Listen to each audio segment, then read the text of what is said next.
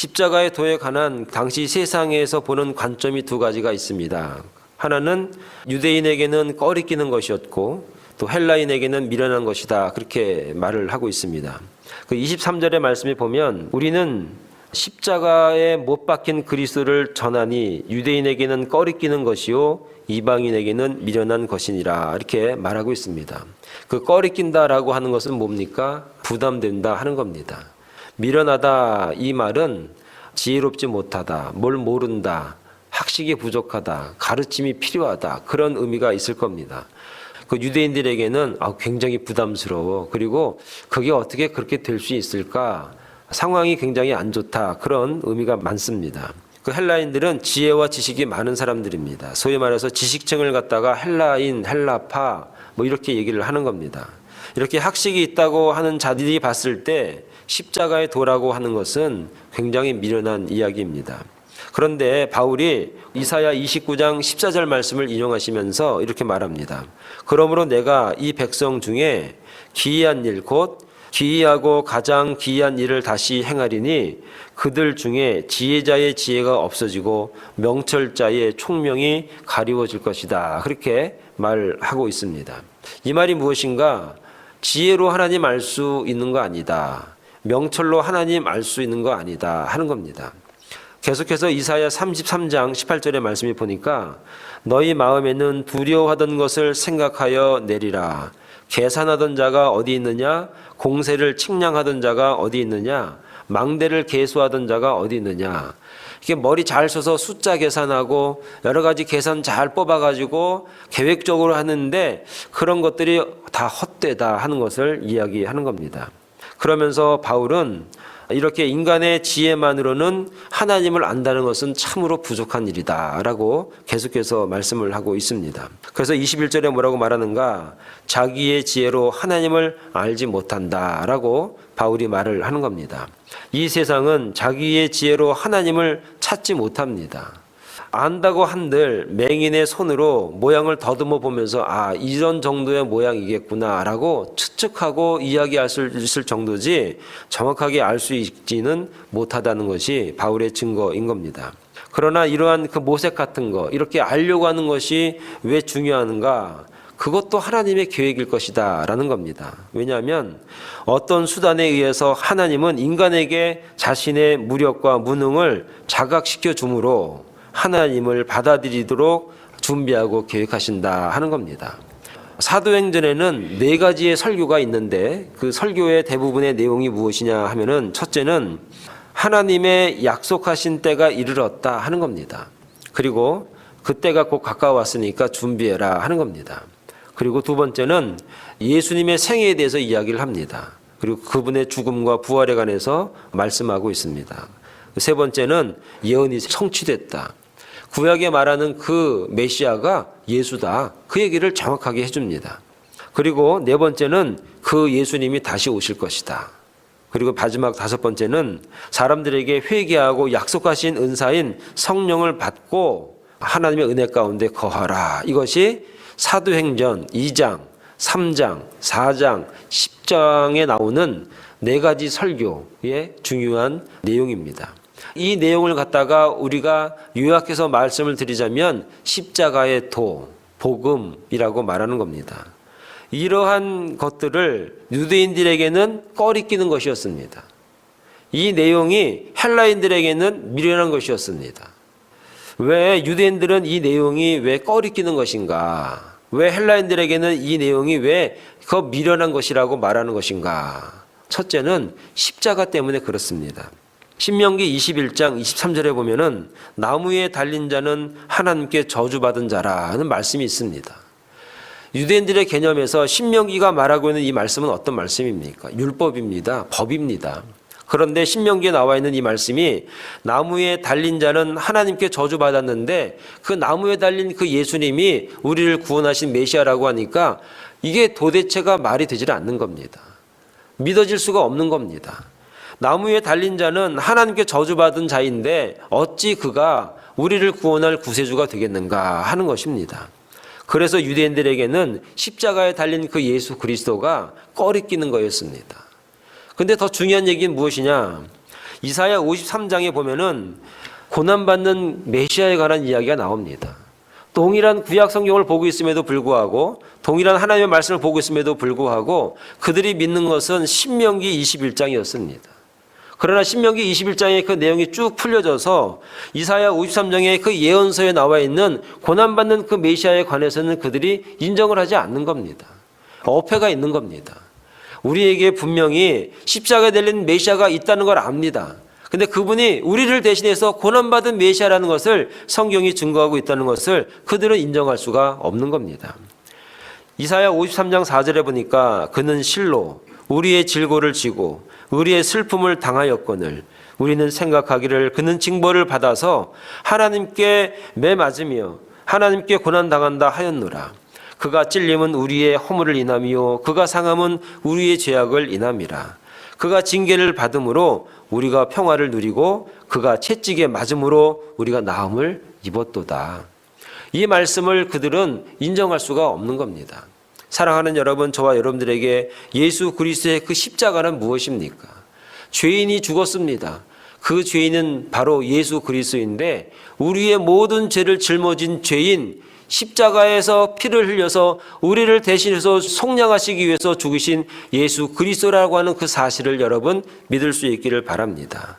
이 믿음이 없기 때문에 유대인들에게는 그 십자가 때문에 그들에게는 십자가의 도가 그 예수 그리스도의 그 복음이 꺼리껴지는 것이었습니다.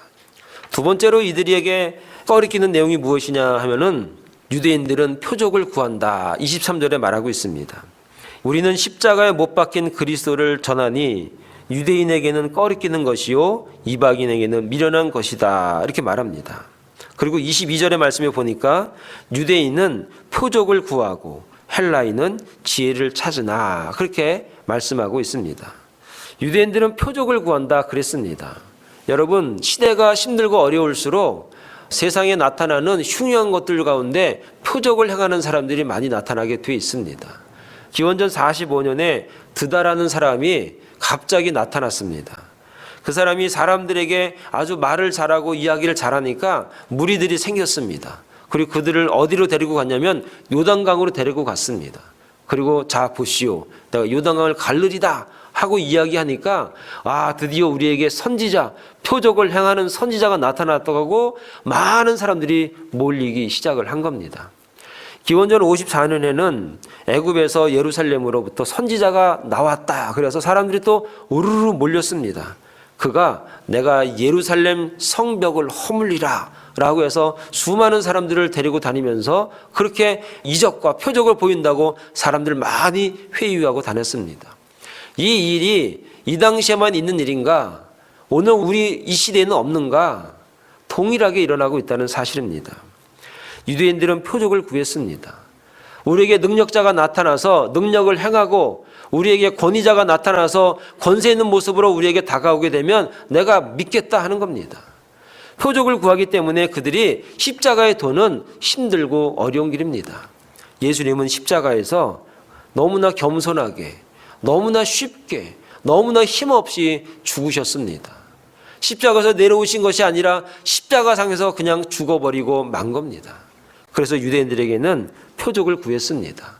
우리가 믿을 만한, 우리가 의지할 만한 힘과 능력 있는 그 예수 그리스도 메시아를 그들이 찾았는데 예수님은 너무나 힘이 없다는 겁니다.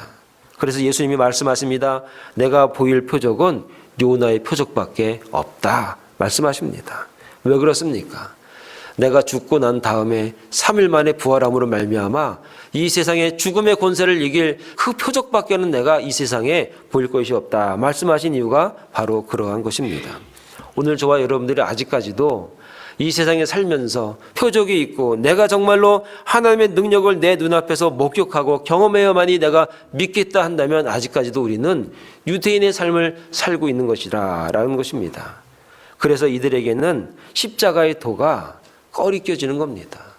그렇다면은 헬라인들은 왜 십자가의 도가 미련한 것인가 하는 겁니다.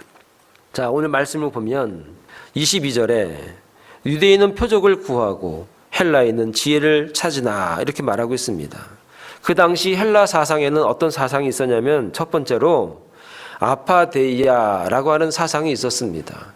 이 아파데이아라고 하는 사상이 무슨 사상인가 하면은 무감각이라는 사상입니다. 전혀 느낄 수 없다라는 겁니다.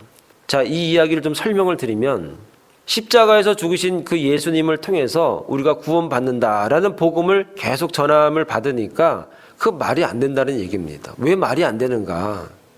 하나님은 큰 분입니다. 정말 하나님은 위대한 분입니다. 우리하고 개념이 너무나 다른 분입니다. 그런데 십자가에서 달려 죽으신 그 예수 그리스도의 그분 때문에 하나님이 우리를 사랑하시고 우리를 구원하시고 우리에게 은혜를 베풀어 주시고 우리의 죄를 용서하신다면 그 십자가에서 그 죽은 그 사람이 하나님보다 더 큰 존재란 말인가? 그건 말이 안 된다는 얘기입니다. 어떻게 십자가에서 그 죽은 그 사람의 그 말을 듣고 하나님이 우리에게 구원을 베푸시는가? 하나님은 그 사람의 말을 듣는 분이 아니다. 하나님은 절대 그런 분이 아니다라는 얘기입니다. 그래서 이들이 믿지 않는 것 중에 하나가 무엇인가? 성육신, 수육을 믿지 않습니다. 하나님이 어떻게 인간으로 오셔서 죄를 짊어지시고 죽는가? 어떻게 고난을 당하시는가? 어떻게 인간의 몸으로 이 땅에서 고난받으시고 십자가에서 죽을 수가 있겠는가? 하나님이 사람으로 온다는 것, 그거는 절대 불가능한 일이다. 그래서 그들은 예수 그리스도의 보혈의 은혜가 그들에게는 너무나 미련한 것입니다. 두 번째로 그들은 지혜가 많았기 때문입니다. 그 지혜자들의 이름을 갖다가 우리가 소피스트 그렇게 말합니다. 우리가 많이 들은 이야기입니다. 이 소피스트들은 어떤 사람들인가? 하루 종일 얘기해도 얘기를 다 못하는 사람들입니다. 그래서 그들에 대한 이야기가 여러 가지가 있는데 이런 재미있는 얘기가 있습니다.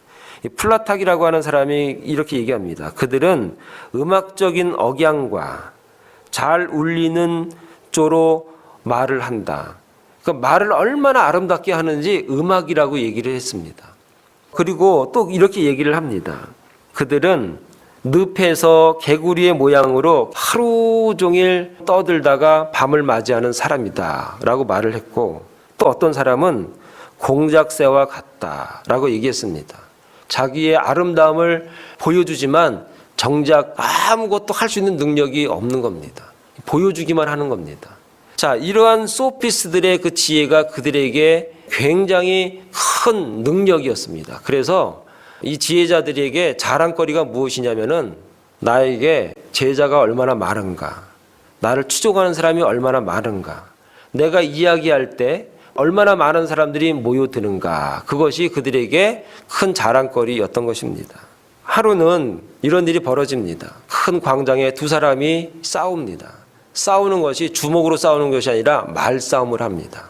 그래서 A라는 사람과 B라는 사람이 하나의 주제를 가지고 논쟁을 합니다. 많은 군중이 모여들어서 그 논쟁을 듣습니다. 그리고 많은 사람들이 이해할 수 있을 만큼의 아주 좋은 언어와 이해를 시키면은 박수를 치면서 야, 네가 이겼어 이렇게 얘기합니다. 그럼 반대편에 있는 사람이 그 말을 받아서 또 이야기를 했을 때 더 좋은 논리로 이야기를 하면 야, 네가 이겼어 하면서 또 박수를 치는 겁니다. 이런 식으로 하루 종일 말을 주고받고 하는 사람들이 누군가? 소피스트입니다. 그런데 그들에게 남아있는 것이 있는가? 결과가 있는가? 아무것도 없다 하는 겁니다. 이 말이 무엇입니까? 그 당시에는 우리를 이해시키는 사람, 지혜로 이해시키는 사람, 그 사람이 진리였습니다. 하나님에 대해서, 예수님에 대해서 우리가 이해할 수 있을 만큼 이야기를 해봐라. 그러면 내가 믿겠다 하는 겁니다.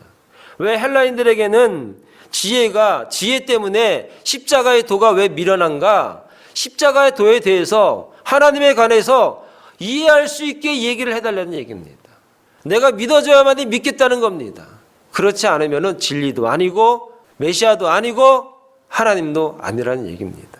사랑하는 여러분, 저와 여러분들에게 아직도 내가 믿어줘야만이 믿습니까? 내가 이론적으로 완벽하게 내가 이해할 수 있기 때문에 하나님을 믿는 사람이 오늘 여기에 있는가? 오늘 저와 여러분들에게 도대체 하나님은 무엇입니까? 예수님은 이 땅에 오신 이유가 무엇입니까? 24절의 말씀에 보면 오직 부르심을 입은 자들에게는 유대인이나 헬라인이나 그리스도는 하나님의 능력이요 하나님의 지혜니라. 이 말의 요점이 무엇입니까? 부르심을 입은 저와 여러분들에게는 그리스도는 바로 하나님의 능력 자체이고 그리스도는 하나님의 지혜 자체이다 하는 겁니다. 25절 말씀이 중요한데, 하나님의 미련한 것이 사람보다 지혜 있고 하나님의 약한 것이 사람보다 강하니라. 26절까지 말씀을 읽어드리면, 형제들아 너희를 부르심을 보라.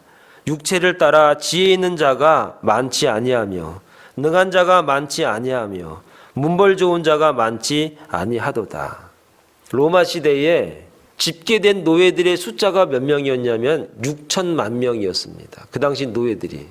노예가 되는 환경은 세 가지가 있는데, 전쟁에서 포로가 되면 노예입니다. 노예의 자식은 노예입니다. 그리고 스스로 노예가 된 사람들이 있습니다. 노예는 주관도 없고 권리도 없고 살아있는 도구인 것입니다. 그래서 노예에게는 아무런 권리가 없습니다. 팔아도 되고 죽여도 되고 그러는 게 노예였습니다. 그런데 어느 날 이 로마 시대에 이 노예들에게 예수님의 복음이 떨어진 겁니다. 아무런 희망과 소망이 없었습니다. 이렇게 농사 짓다가, 이렇게 매맞다가, 이렇게 굶어 죽다가, 이렇게 우리의 인생은 끝나는구나, 이렇게 우리의 인생이 저물어 가는구나 라고 생각을 했는데, 어느 날 복음이 떨어졌습니다. 하나님의 말씀이 떨어졌습니다. 십자가의 도가 그 6천만 명이나 되는 그 노예들에게 떨어진 것이었습니다. 그들이 그 복음을 듣고 그들의 마음속에 심령 가운데 소망이 생겼습니다. 내 인생이 이렇게 끝나는 줄 생각했습니다. 내 인생에 이렇게 어렵게 고생하다가 아무런 의미 없이 그냥 이렇게 죽는 걸로 끝나는 줄로 생각을 했습니다. 어느 날 그들에게 말씀이 주었고 십자가가 주어졌고 예수 그리스도의 도가 그들에게 주어졌습니다. 그 노예들에겐 그 십자가의 도는 복음이었습니다. 능력이었습니다. 삶의 희망이었고 소망이었습니다. 내 삶이 변화가 없다고 하더라도, 내가 노예 생활하면서 매맞아 죽어간다고 하더라도, 그래도 나는 이제는 소망이 있다. 죽어서 갈 곳이 있다. 천국 소망이 있다. 하나님의 나라가 그들에게 주어지게 된 것입니다. 십자가의 도라고 하는 것이 무엇입니까? 예수 믿으면 내 환경이 확 변하는 것입니까? 예수 믿으면 나에게 표적이 방금 나타나는 것입니까? 예수 믿으면 내가 원하는 것들이 막 순식간에 이루어지는 것입니까? 그 당시에 6천만 명이 됐던 그 노예들에게 그 복음이 주어졌을 때 그 노예 생활이 하루아침에 청산이 된 것은 아니었습니다. 몸은 묶여있지만, 몸은 아프지만, 몸은 고난스럽지만, 굴욕을 당하지만, 어려움은 계속해서 주어지지만, 그러나 그들 마음속에 지워지지 않는 소망이 있습니다. 그 십자가의 도가 있었습니다. 그 십자가의 걸음이 있었습니다. 그들에게 하늘의 소망이 있었습니다. 지금은 어렵지만 고통스럽지만은 그들에게 지울 수 없는 것, 그들에게 빼앗아갈 수 없는 그 소망이 있었습니다. 그것이 바로 예수 그리스도 십자가의 도였습니다. 오늘 우리가 이 땅에 살면서 힘없이 사는 것 같습니다. 아무런 변화 없는 삶이 있는 것 같습니다. 아무런 능력 없는 삶인 것 같습니다. 그러나 그 십자가의 도를 믿는 저와 여러분들에게는 하나님의 은혜가 우리 가운데 있다는 사실을 여러분 믿을 수 있기를 바랍니다. 이 십자가의 도를 믿는 사람은 바로 능력 있는 삶을 살아가게 되는 것입니다. 내 삶이 하루아침에 변화되지는 않지만, 그러나 이 소망이 나를 어떻게 할 수가 없습니다. 이 소망이 나로부터, 이 죄로부터 나를 어떻게 할 수 없습니다. 이 죽음으로부터 나를 어찌할 수가 없게 만드는 것입니다. 로마서 1장 16절에 내가 복음을 부끄러워하지 아니하노니 이 복음은 모든 믿는 자에게 구원을 주시는 하나님의 능력이 됨이라. 첫째는 유대인에게, 또한 헬라인에게로다. 복음에는 하나님의 의가 나타나서 믿음으로 믿음에 이르게 하나니 기록된 바 오직 의는 믿음으로 말미암아 살리라. 사랑하는 여러분, 십자가의 도가 우리 가운데 있습니다. 복음이 우리 가운데 주어졌습니다. 그 복음을 믿음으로 말미암아 하나님의 나라에 가는 그 순간까지 우리가 의인으로 살아갈 수 있는 저와 여러분 되시기를 바랍니다. 이것이 복음입니다. 십자가의 도는 그 복음을 받아들이고 믿음으로 말미암아 우리에게 주어지는 놀라운 평화와 기쁨이라는 사실을 여러분 믿으시고 앞으로 남은 여생 우리의 생활 가운데 십자가의 도를 온전히 걸어갈 수 있는 저와 여러분 다 될 수 있기를 간절히 축원을 드리겠습니다. 기도하겠습니다.